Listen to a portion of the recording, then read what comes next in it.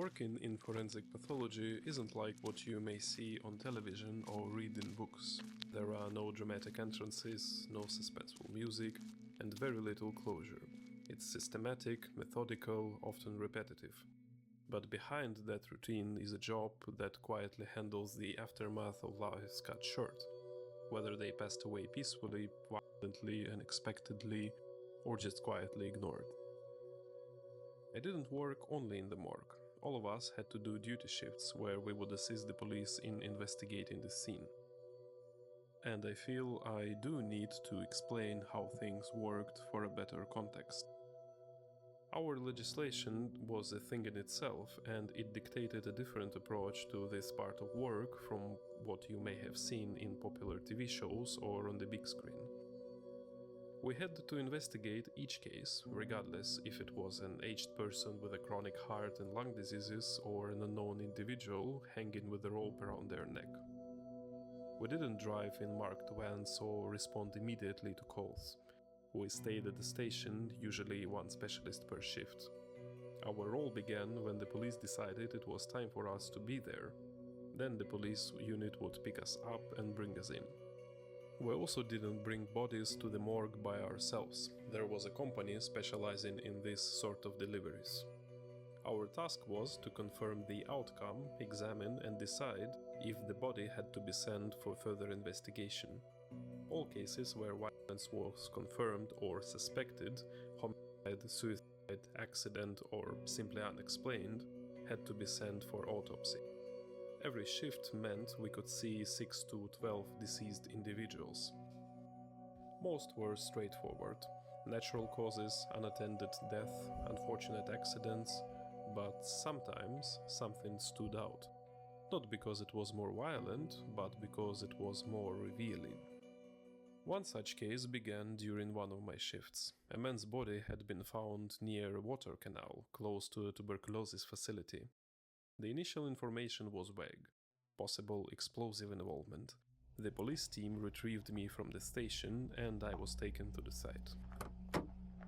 My shifts were usually night shifts, so naturally this one also happened during the night. Outskirts of the city, underdeveloped, brush, concrete remains, no lighting except for our flashlights and the moon. It was not far from the tuberculosis clinic, one where patients are allowed to move freely inside but not let to go outside. High grass, shore of a water canal. Quiet, remote, a place someone goes to disappear. Someone heard an explosion, saw a body and called the police. We had to make our way through the grass, assisting ourselves with flashlights. It wasn't too long though. What used to be a man was lying in the opening, a couple of meters away from the canal, surrounded by scattered soft tissue and cloth fragments. We had to wait first though while the EOD units swept the site. Standard protocol, no one moves in until the scene is cleared. It took them an hour, but we finally got to investigate the area. Skinny, middle-aged, white, bald man in his late 20s or early 30s, undamaged face and the lower half. The trauma was consistent with an explosive detonation. Most of the upper torso on the right side was missing. Tissue fragments, parts of cloth all over the place. The blast radius suggested the device was pressed directly to the body, and judging by the undamaged parts, the man was somehow hugging the device.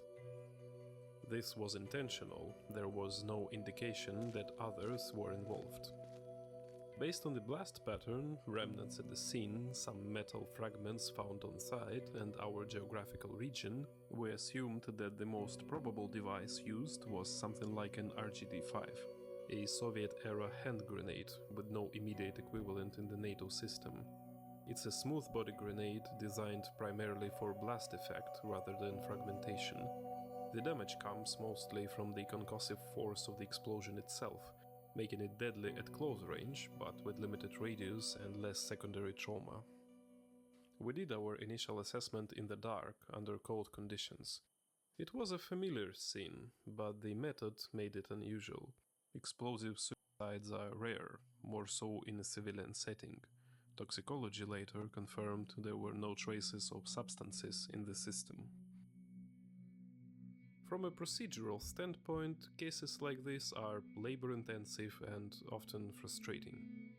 Even despite the cause of death being quite obvious, the procedure still requires to carefully examine and record everything at the scene. Even if, say, shirt button would lay on the ground without any relation to the event, it still should be documented. More so are the autopsies with such cases. Each single damage should be carefully recorded and reflected in the final report. If a bone has 5 fractures and 3 fissures, each should be described and documented. Now look at this case with half of the upper torso missing and imagine the amount of work for yourself. It took us 3 hours, I think, at the scene to finally conclude documenting all aspects and give a green light for the body to be transported for further examination. With little to examine, however, it still took a couple of hours to finish, send the report to the police and close the case on our end. Patient records in TB clinic revealed his identity, he was one of their late guests, and allowed the police to proceed with the investigation. And within a couple of weeks, they shared what they found out. Raised in an orphanage, never had any place of living, his psychological state had been unstable. First observed in his middle school, but never officially recorded or reported to proper specialists. Later on, the man had served in the military, and sometime after finishing his service, he ended up in prison for some minor offense. At some point after release, he managed to obtain a hand grenade. Whether it was from his service unit or he acquired it in some shady way remained unknown. The prison experience most likely was the reason why he ended up in TB facility, but he never was institutionalized in a psychiatric sense. He was held in that middle ground that often says more about the system than the patient. He left the facility without permission. No one noticed until it was too late. The work was routine, but the scale could be demanding. We often dealt with 6, sometimes up to 12 or even 15-16 cases in a single shift. There was no time to reflect. From the beginning, you are taught to focus strictly on procedure, observe, document, analyze, and not to care about the motives. You learn to maintain emotional distance quickly, within the first few weeks in this line of work. Not because you're told to, but because you have no choice. If you don't, the job becomes unbearable. But over time, patterns do emerge, both in how people die and how systems fail around them. This man had slipped through every checkpoint in his short life that might have helped or simply noticed that something was wrong. His descent was neither hidden nor sudden, it was simply allowed to continue. Goes without saying that there were no public reactions, no media reports beyond the initial incident. No one has ever claimed the body, and he was eventually buried at the municipal cemetery. He left without taking anyone with him, and the world moved on quickly. Even to us, the ones who processed what remained, it mostly was just another case. There were dozens of suicides that I had to deal with, and many hundreds more that my more experienced colleagues had in their careers. And I have to admit, when it comes to taking their own lives, people sometimes become really creative. The method and circumstances made this case worth remembering. It was a reminder of how quietly a person can vanish, especially such people raised in orphanages with no family, friends, or anyone to care about them. It wasn't the most gruesome scene I ever attended. More to say, it wasn't even much surprising except for the method. It wasn't the most complicated autopsy either, if we're talking about finding the cause of death rather than the amount of work. But it was one of the few that made me wonder, at what point a person is stopped being noticed, or in this particular case, at what point the system actually notices these people. There are cases that don't make headlines, but they stay with you.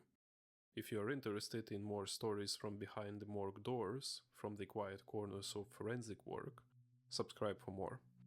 Not every case is about mystery.